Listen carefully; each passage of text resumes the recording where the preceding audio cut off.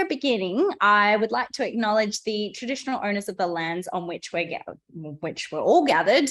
I am currently on the lands of the Boonwurrung people of the Kulin Nation, and I pay my respects to the elders past, present, and emerging. And I invite you to pop into the chat where you're streaming to us from or which lands you're on as well. I think it's important that we acknowledge First Nations people as the first scientists of this land in their endeavour to understand the land, the sky, and the sea. They've been observing them for tens of thousands of years and then passing on that knowledge from generation to generation. And I think we can all learn from Indigenous knowledge about caring for country and especially learning about fire management and burning practices. So that leads us really, really nicely into today's topic. Bushfires, particularly in Australia, they're becoming a regular feature of Australian summers, and fire seasons are becoming longer, they're starting earlier, and the high severity bushfires are occurring much more frequently and often in unexpected places as well. So with all the recent rain and floods, it's sort of a wonder of, do we need to be worried about the upcoming bushfire season? But Kate's here to tell us all about it. So I would like to introduce you to Dr. Kate Parkins, an ecologist in the School of Ecosystem and Forest Sciences, currently working as a bushfire risk analyst in the FLARE Wildfire Research Group. Kate is interested in understanding patterns of fire in the landscape with a particular focus on how different fuel management strategies may help to mitigate future fire risks. And I'm going to introduce Kate and Kate's work with a little bit of a song. I do know that this is a serious topic, and I just want to preface it with that. We'll get into that, but before I do, here's my sort of light-hearted take on what Kate will talk about today. And pop into the chat if you can figure out what song it is. People have been guessing the songs every day this week. Oh, the fire's spreading around and the risk won't go down. Oh, unless we scan and use drones and model ways to save towns. This bush is on fire. All right, that's enough from me. Yes, Matthew has guessed the song, Girl on Fire. All righty, take it away, Kate. But just remember, all of you tuning in, you can ask questions as we go. Just pop your questions into the chat for Kate and I'll pass them on at the end. Take it away, Kate. Thanks so much, Kat. All right, hopefully you can all see my screen.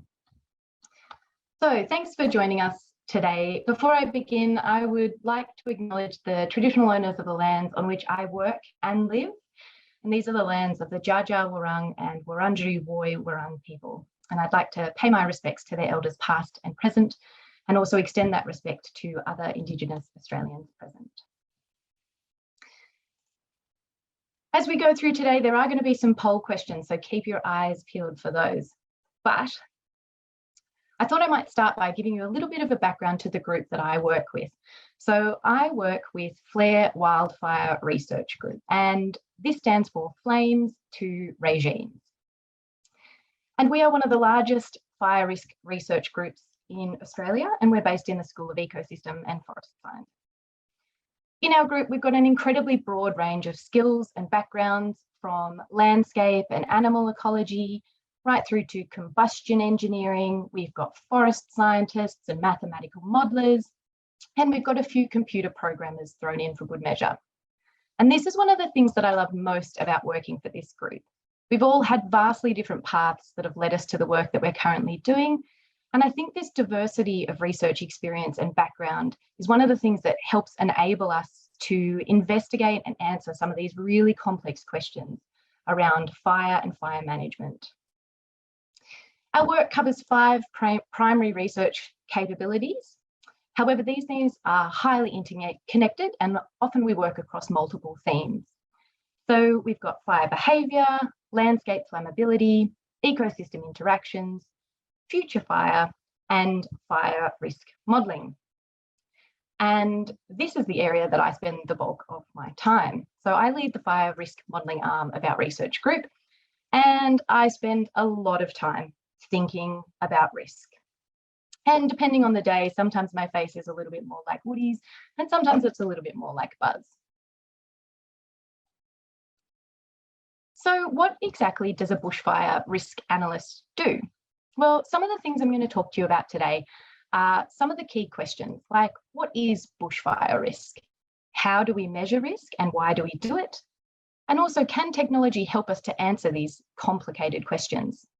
And also, should we be concerned about climate change and how this might change fire risk in the future? Well, let's kick things off with a poll. So in a moment, a poll will pop up on your screen. And what I want you to answer is, what do you think the difference is between a wildfire and a bushfire? You might have heard these two different terms being used. So have a guess to see what you think. We'll give you probably 20 seconds to make your answer.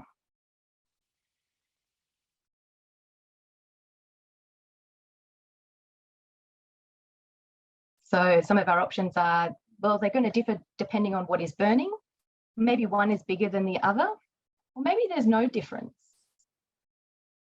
So that's probably just enough time. Hopefully you've popped them in. We might have a look at the answers now.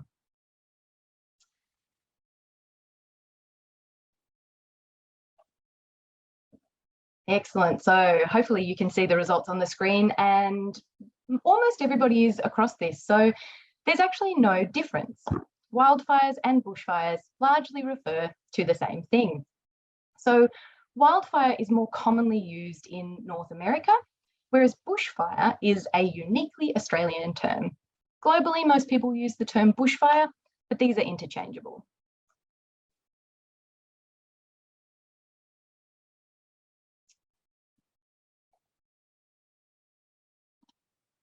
Okay, so it feels like bushfire really needs no introduction for those of us here in Australia.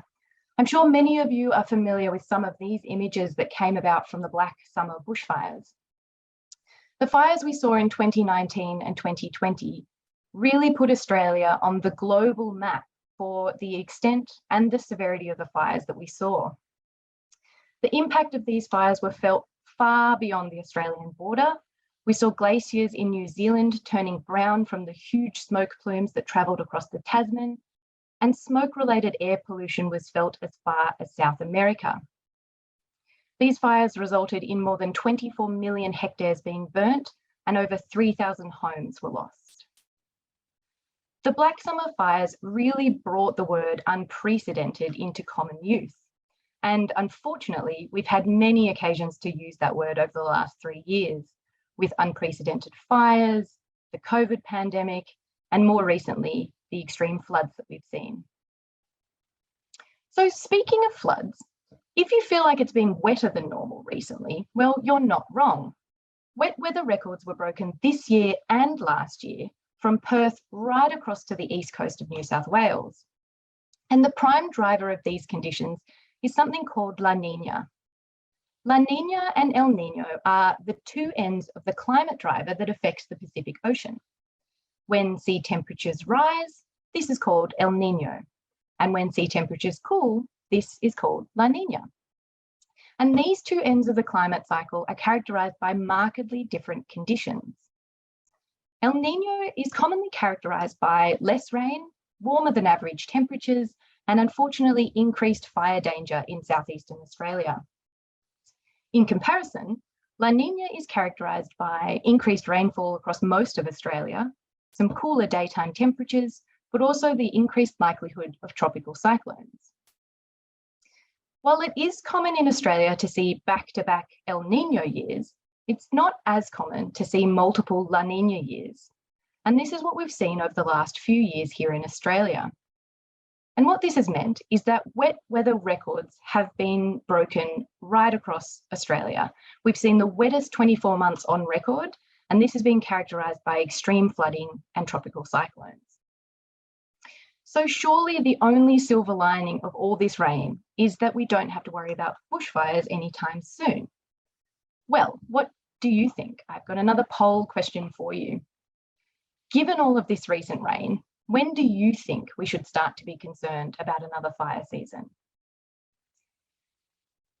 There's a few options there for you. Maybe you think we should immediately and always be worried about a bad fire season.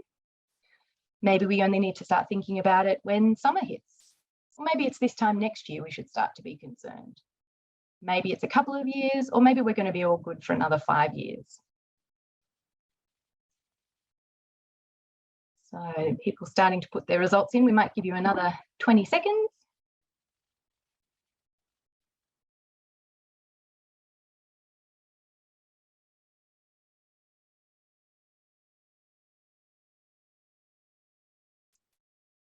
Excellent. So pretty good, pretty good. Thankfully, nobody put in that we won't need to worry for 5 years. But it's a little bit tricky to find the exact answer to this because it's hard to know. What we do know is that we are definitely in for another wet spring and summer. So the fire risk is less likely this fire season in many parts of Australia, but not all of Australia. The other thing to note is that we often see some of our worst bushfire seasons off the back of multiple wet seasons, which does seem counterintuitive in some ways.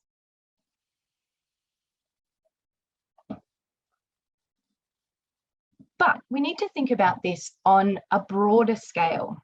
We need to think about these periods of wetting and drying and also the cyclical nature of these. Wet weather can bring abundant growth in vegetation, which is what we as fire scientists think of as fuel. So we can see this immense growth of fuel during and following rain. Just like your pot plants thrive with regular watering, so too does our native vegetation. Also, we only need relatively short periods of hot weather to dry out those fuels. And then all of a sudden we have these very large parts of Australia that have high fuel loads that have quickly dried out and are ready to burn. It's also important to note that during these wet periods, land and fire managers find it quite hard to implement things like prescribed burning because the vegetation remains too wet to effectively burn. So sometimes these wet seasons are actually a double-edged sword. What grows fast can also quickly dry out and burn. So when we talk about bushfire risk, what exactly do we mean? Well, to put it simply, bushfire risk is the likelihood of a fire starting, spreading, and impacting people, property, and the environment. There are many different ways of understanding risk, but it is often thought of as the probability or the likelihood of an adverse event occurring, times by the outcome or the consequence of that event occurring. So we can think about this simply as the level of risk that you might be willing to accept, but this will differ on person to person. Think about something like getting in your car and going for a drive. Well, this activity is not free from risk, but with speed limits and seat belts, safety sensors in cars these days, as well as driver training, the chance of a crash occurring is considered pretty low. However, the consequence of having a crash while in your car means that the consequence of this could be very high. But there are things that we can do to reduce this risk. Things like wearing your seatbelt or maybe lowering your speed. There's a huge amount of research that shows that reducing speed helps to reduce the consequence of an accident. And this is similar if we think about bushfire risk. What is the risk that you're willing to tolerate? If the likelihood of a major fire occurring is 1 in every 10 years, but the consequence is that you might lose everything that you own, then that's probably a level of risk that you're not willing to tolerate. So we need an effective and transparent way of reducing the likelihood or consequence of a fire event. So how do we do this? Well, we ask a series of key questions, and we spend a lot of our time investigating these questions. Things like, where might fires occur in the future and why? Where are the highest risk areas and why are they high risk? Who or what is likely to be impacted? And how can management effectively reduce these impacts? And how long will that last for? In order to understand where fires might occur in the future and why, firstly, we need to understand what causes fire to occur in the first place. So I've got this great little video to show you. This was created by Dr. Hamish Clark during his time working for the University of Wollongong. And he has just recently joined our research group here, which is very exciting. But we might now click on the video and we'll learn about the 4 friends of fire. Bushfires are a part of life, not just in many parts of Australia, but all over the world. If we're going to live with fire, we'd better get to know it. A good place to start is the 4 friends of fire. This is Phil. He's a fuel. You probably know Phil best from his work in campfires, but across the globe, Phil takes many forms. Phil is at the heart of every bushfire. Our next friend of fire is Des, the dryness of fuel. You see, if Phil's damp, he won't burn. It's not until Des shows up that things really get cooking. Next up is Iggy, an ignition source. Iggy is known to strike rapidly and without warning. If Phil and Des are already around, the landscape is primed to ignite. It's Iggy's spark that sets off the chemical reaction of fire. Our last friend of fire is Wes, the weather. Bushfires are possible when just Phil, Des and Iggy are together. But it's Wes that can really change the game. When it's hot, dry and windy, even small fires can grow quickly, behaving unpredictably and making them almost impossible to control. It's when the 4 friends of fire get together that major bushfires can happen. Excellent. So I've now got another poll question for you. Thinking about those 4 drivers of fire, what do you think is the biggest cause of fire in southeastern Australia? So there's a few different options here. Maybe it's lightning, it could be from machinery, maybe it's human caused, or maybe it comes from power lines. We'll give you another 20 seconds to pop your answers in the poll.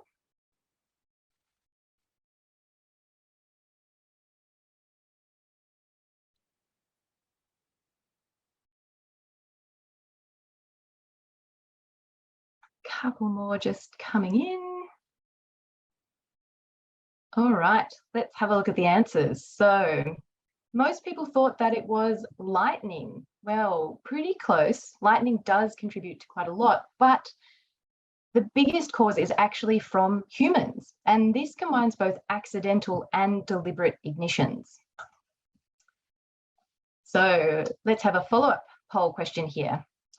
In terms of the amount of damage that occurs based on ignitions, what do you think causes the most damage? So you've got the same options again here. We've got lightning, machinery, human cause, both accidental and deliberate, and power lines.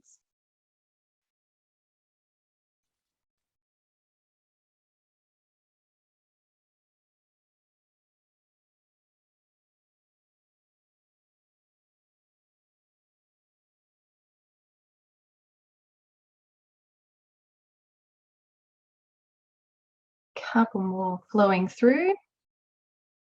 Currently a pretty even split. All right, let's have a look at the results from this. Most people thought it was almost exactly split between lightning and human ignitions. Well, the correct answer is lightning. So lightning is a really interesting one. Often it causes the most damage because it will occur in remote locations and can take us a while to realize that the fire has started.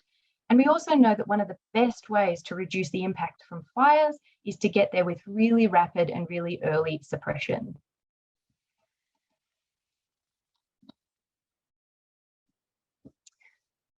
So mitigating risk from bushfires is a balancing act, and fire and land management agencies around the world invest significant resources to try and reduce the impact of bushfires. But unfortunately, these budgets are limited. So decision makers need a robust and transparent method for estimating fire risk and a consistent method for strategically allocating resources in areas where you're going to get the biggest bang for your buck, with human life and property taking priority over all other assets. The other thing that complicates this is that bushfire risk is dynamic, meaning that it can change, sometimes very rapidly, over time and throughout the landscape. The bulk of the work that we do is to determine where the highest bushfire risk is and under what conditions the impacts will be greatest. So to do this, we use something called simulation modelling. And this is basically like a really sophisticated computer game. We can feed a huge amount of information into the program, and then we can get it to simulate or model if a fire was to start somewhere in the landscape of interest, what is going to happen. But we don't just do this once. We run these simulations thousands and thousands of times, and we can also test what will happen under all of the different weather conditions. We can find out, we can tease out where the highest risk areas are, and we can also learn about under what conditions the impacts are likely to be the greatest. We can also test how effective different management strategies will be at reducing this risk. And it's this knowledge that can directly help organisations to plan for the future. In our research team, we strive to gain a holistic understanding of risk at multiple spatial and temporal scales. And in order to do this, we use many different methods and tools to understand the flammability of a single leaf right through to the flammability of the whole landscape. We try to understand the mechanisms that drive fire risk from a single flame right through to the fire regime. And when we talk about the fire regime, we're talking about the bigger picture aspects of fire. Things like fire frequency, or how often fires are likely to occur, the intensity of those fires, the seasonality of the fires, when they're likely to occur, and also patchiness of those fires. So to give you a brief glimpse into some of the work we do at the very fine scale, I've now got a video which we took earlier this week in our fire lab in Creswick.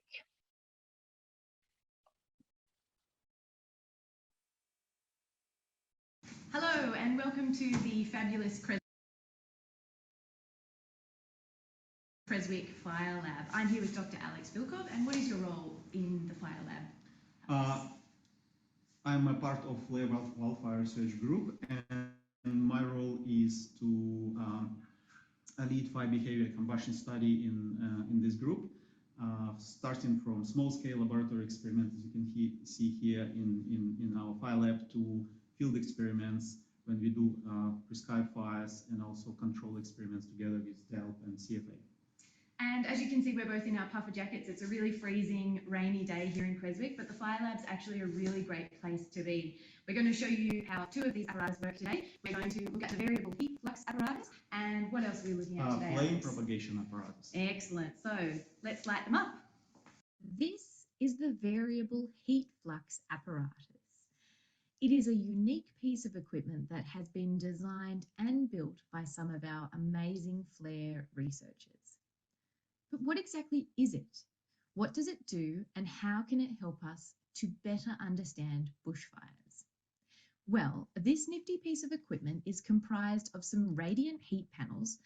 That's the glowing yellow box you can see. It also comes with an ignition source. They're the small flames that you can see at the base of the panels. There are linear tracks for the panel to glide along, which can be set to run at different speeds. There's a black heat shield to protect the sample prior to the experiment beginning, an exhaust system to extract all of the combustion products, and a lab stand, which is used to hold our samples in place. Using this setup, we can simulate the approach of a bushfire or prescribed fire and understand how things like our native vegetation responds to different exposure levels. The machine can be set to move along the tracks at different speeds, which simulates fast or slow moving fires, or anywhere in between, including short pulses of heat. We can also turn on or off the pilot ignition source so that we can understand the role of radiant heat alone, that is without any flames, or the combination of heat with an ignition source. Often during these experiments, we also include the use of a thermal imaging camera. This can help to give us a much clearer picture of the level of exposure. For example, if we look at the main video here, at this point, it looks like our sample has caught fire. There seems to be lots of smoke or steam coming off the plant sample. However, if we look at the thermal imagery, we can see that it is at this moment when the sample actually ignites. Using this apparatus, we can explore the flammability and ignitability of samples on a small spatial scale, from a single leaf through to something around 1/2 metre in size. Understanding dynamic fire behaviour on a small scale is really important for understanding the dynamic mechanisms that drive how different things burn. We can use this information to help expand our knowledge of fuel flammability and gain a better understanding of when and why things are at their most flammable. Here we are setting up the flame propagation apparatus. This device is used to study the spread of flames and burning behaviour of different materials when they are exposed to radiant heat, and this is done inside a controlled testing chamber. It allows to study flame propagation along horizontal surfaces, and usually it is used to study structural materials like flooring, carpets, but in our case we modified it to study propagation of flame along fuel beds or litter beds. And as you can see here, we have a sample which is simulating a litter bed with leaves and a bit of surface fuel such as grasses. And we're going to see how it burns. We have sped up the video here, so we are watching this litter bed burn at double the speed. We can use this apparatus to time how long different parts of the litter bed take to ignite, how long they burn for, and also how long they smoulder for. We can find out lots of really interesting things about how flames spread in different materials with different packing ratios or bulk densities. This refers to the configuration of the litter bed. For example, is it tightly packed with dense materials like coarse woody debris, branches and sticks? Or is it light and airy with lots of dried leaves?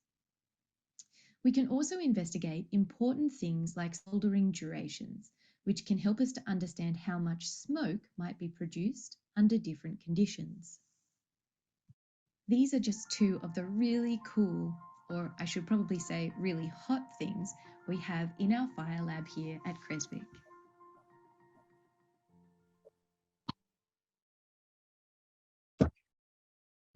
Excellent. So that's just a little glimpse of our awesome fire lab at Creswick.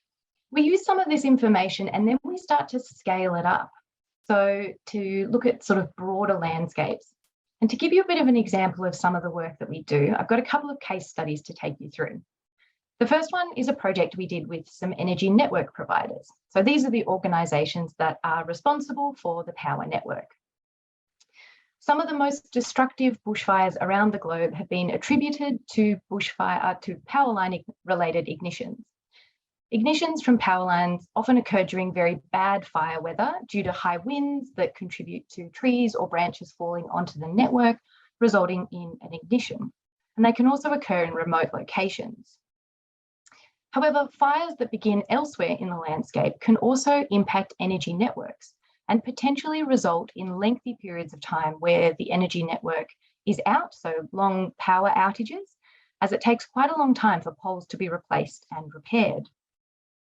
So energy networks need to be able to understand their risk both from the network to the surrounding landscape, but also from the surrounding landscape to their assets. So here is an example from Tasmania. We took a huge amount of information from the landscape, including topography, elevation, current fuel loads, and also fire history. We also set up a series of different ignitions along. Firstly, we looked at the whole network. So that's this, hopefully you can see my cursor, that's this graph here. The figure, we can see that there's a whole lot of ignitions that have been placed at a 1 kilometre spacing along the whole of the network. We also put in this, which is called a gridded ignition. So this is assuming any potential ignitions that could occur external to their network. So this helps us to understand the risk both from the network and the risk to the network from fires starting in the landscape. So we'll skip to the good bit and we'll talk about some of the results. We were able to determine where the highest risk areas were to the network, and that's indicated on this figure by the lighter colours. So black means the risk is relatively low, and these bright yellow colours, I should say, these are the highest risk areas. So this information can help people like the Tasmanian Power Network to prioritise their risk mitigation activities. And this map shows that the very best thing for them to do would be to focus on the high population areas. So we've got this high risk area here to the west of Hobart, and also up here in the north around Launceston. We were also able to look at how risk might change over time or as the result of different management actions. And that's this other figure we've got here. So this is displaying how risk might change over time with different actions. And again, here, the grey means no great change in risk, whereas the yellow colours are a positive change in risk. So a risk reduction has been achieved. The second case study I'd like to talk to you about is fire in plantations. So here in Australia, vast areas of both hardwood and softwood plantations were burnt during the Black Summer fires. More than a quarter of commercial plantations in South Wales were burnt during this period. The growth characteristics of plantations mean that at certain times in their life cycle, they're highly flammable. And they're also very economically important. And large losses of plantations can lead to the disruption of forest yield, which can have flow-on effects to downstream industries and can result in significant social and economic impacts to local communities that rely on this industry. And we've also seen big delays in building materials off the back of this fire season. So we were approached by the Forest and Wood Products Association in Australia to investigate how fire risk could change over the next 100 years for plantations around Australia. So we looked at 6 different regions and we tested how fire risk might change under 2 different climate scenarios. Predictions of the future climate here in Australia suggest that we're likely to experience hotter and/or drier conditions. So we compared 2 different climate scenarios. The figure on the left looks at how burn frequency, which is the number of times an area might burn, how that changes under our drier climate, and the figure on the right looks at how it might change under a hotter climate.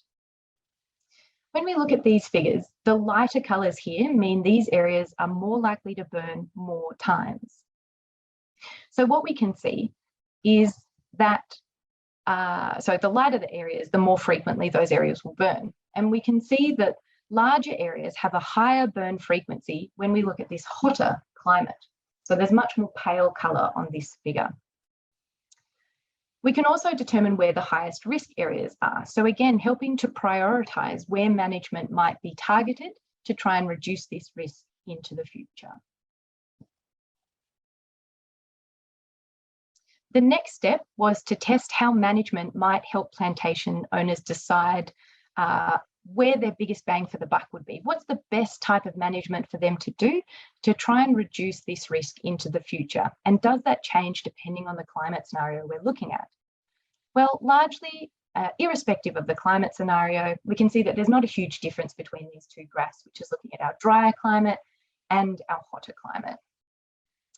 We tested a series of different management options. So we had implementing fuel breaks widely in the landscape around plantations. This one here is referring to suppression. So we halved the current suppression time. So that's looking at really rapid and effective early suppression. We also tested whether implementing more prescribed burning in the landscape outside of plantations would help. We looked at if they were to reduce the amount, if it's a hotter or drier climate, maybe the opportunity for prescribed burning is reduced.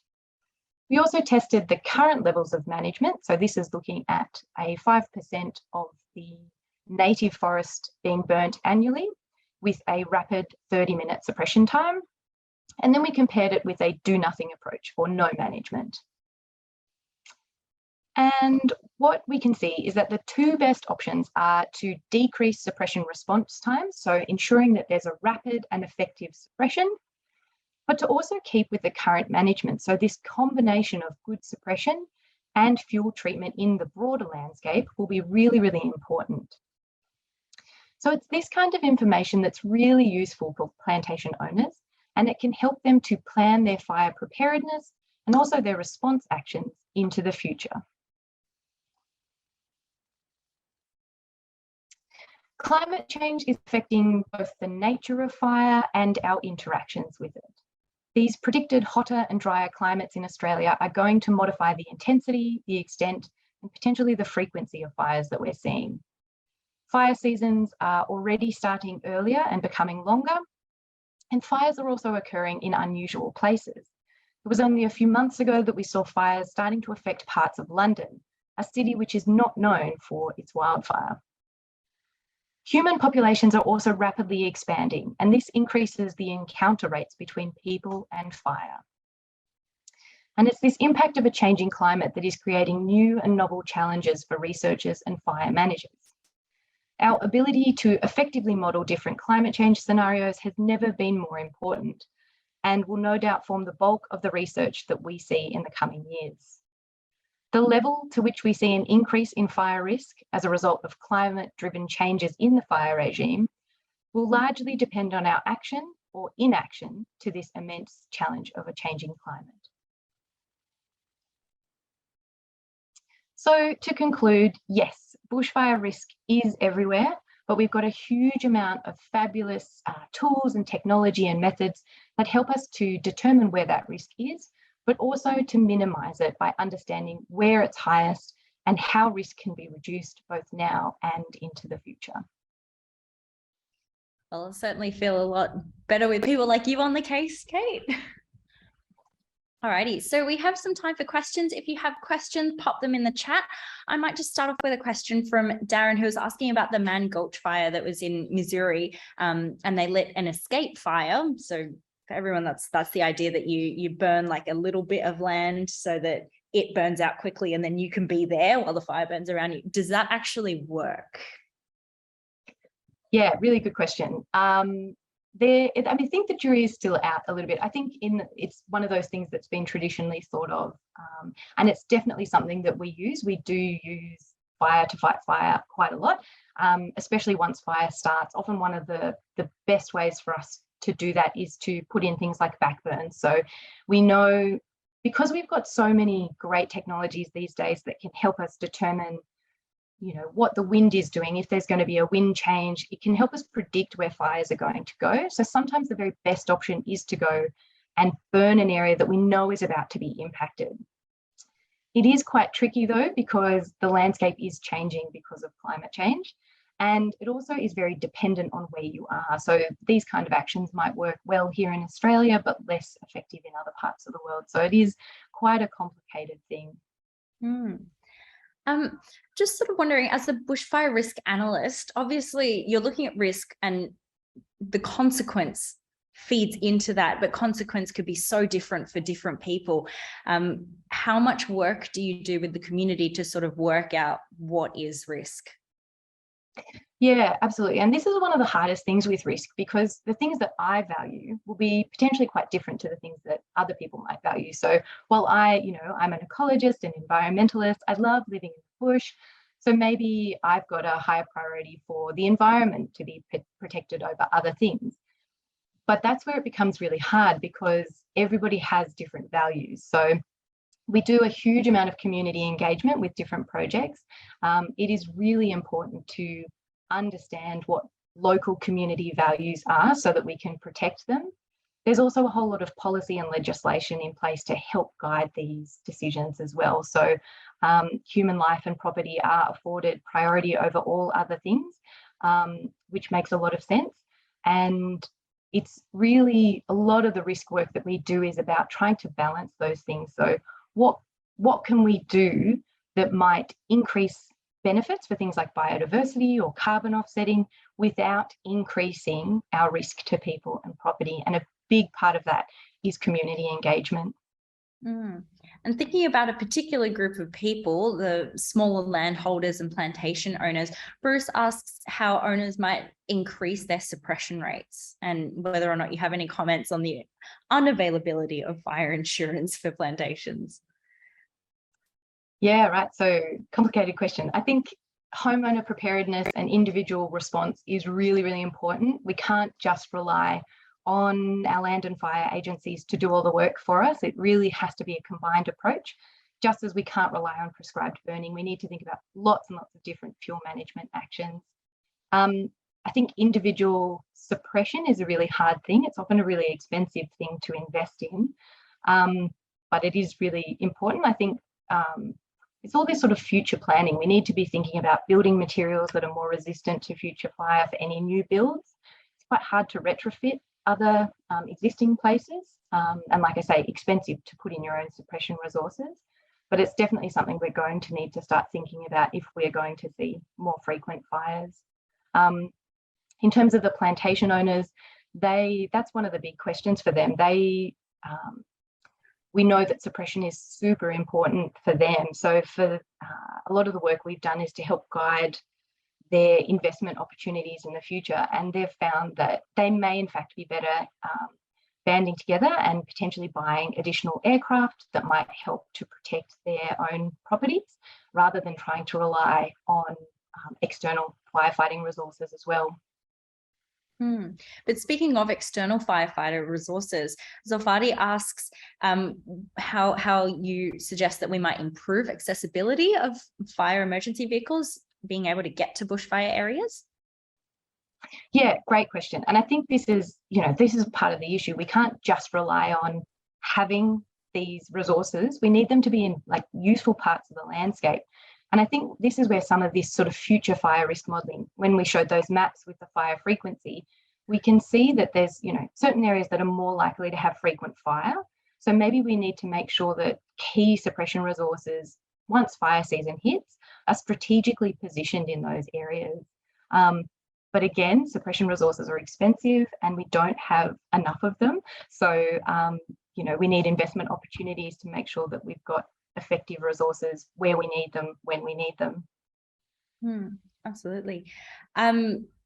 Also, Karma asks, would you expect more fire after La Nina? Yeah, absolutely. We often see some of our worst fire seasons off the back of La Nina because there's been so much growth of vegetation. And we have really hot summers here in Australia, so things dry out really quickly. So we do see this abundant growth and then a really quick drying of fuel. And like I mentioned, there's often not a lot of opportunities to put things like prescribed burning into the landscape during these wet seasons because we just can't get the fuel to burn. So one of the things that we're looking into are non-fire-based fuel treatments. So things like mulching or slashing, those kind of things that don't necessarily rely on dry weather or conditions enough for the fuel to burn. So things like mulching can be implemented all year round. So we're really going to start seeing a move to non-fire-based fuel treatments, strongly linked with this big wet season that we're seeing now. And speaking of fuel and thinking about, sometimes we need to do those prescribed burns to help reduce fuel load, but also particularly Australian flora, some of them sort of require that kind of heat to germinate. When you test, the specimens, I saw that you had like a little, bits of branches and leaves there. Do you test sort of, how the heat affects them, but also, what they kind of need from the fire? And how do you find like a happy middle ground? Yeah, absolutely. And that's a really important part of the work that we do. We've got these things called tolerable fire intervals, and that essentially looks at what is the frequency and severity of fire that an individual species can tolerate. And what we try and do is, we've actually got this as a layer that we implement into our simulation modelling, and it's based on a whole lot of different species. And this can help us go, well, the bulk of the species here don't like multiple fires. In 10 years, they probably only need 1 or 2 fires. And so we try and prioritize no change to human values, we also try and make sure that there's no negative change to environmental values. So something like tolerable fire intervals is a really neat way of trying to integrate the protection of species as well. And some do. We also implement things like ecological burns, which are designed to be lower intensity, slower moving fires, and the bulk of those, the driving force behind an ecological burn is to generate lots of smoke, because some of the species in Australia need heat and or smoke to germinate. So those type of burns have quite different objectives to our sort of more fuel reduction aimed burns. Yeah. So it's complicated, is what you're saying. It's complicated. Thank you so much. I could keep chatting to you about this for ages because, you know, obviously this is something that impacts a lot of us who are here in Australia, but I do know that we have some people tuning in overseas as well. So I just want to thank you, Dr. Kate Parkins, for an amazing presentation. And I'll give you a clap. I'm sure everyone else would be clapping if we were, you know, all in person.